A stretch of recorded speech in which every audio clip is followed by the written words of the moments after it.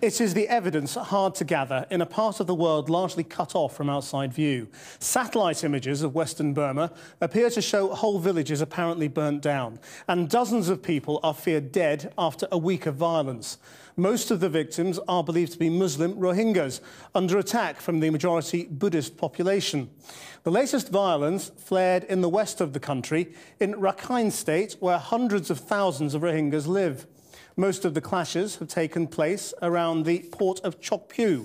Our Asia correspondent John Sparks, who has covered the plight of the Rohingyas in Burma over the last year, sent this report from Bangkok. There have been reports of horrific violence in Rakhine State over the last 6 days, that between the majority Buddhists and the minority Muslim Rohingya population. The government says 67 people have been killed. My contacts tell me tonight that 180 members of the Rohingya community have lost their lives and more than 2,500 homes have been burnt. This image shows a densely populated district as it was a few weeks ago. This picture was taken on Thursday. The white area suggests that much of it has been razed. 800 homes were burnt, says the civil rights group, the majority belonging to the Rohingya. And I understand that thousands have fled north for Sittwe, the capital of Rakhine State. The authorities there won't let them into the city. In fact, very few Rohingya are living there after the violence in the city in June.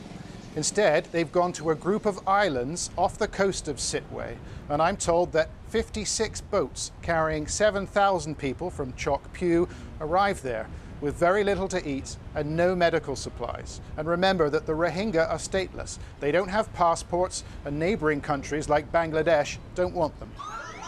These pictures were shot in a place called Chok Taw, north of Sittwe. It shows Buddhists being rushed to hospital after they were shot by Burmese troops. The troops were apparently trying to protect a Rohingya village. Now, we actually have pictures of one Rohingya district in Chok Taw. These images were shot by the villagers themselves last month. You can see that it is rung with barbed wire. This a rather crude part of the government's strategy to keep the two sides apart. It is significant that Burmese troops were accused of firing on Buddhists because the two groups have been accused of colluding with each other in the past.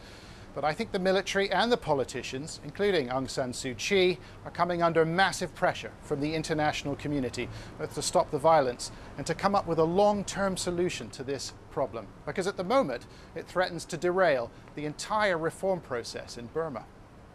John Sparks reporting.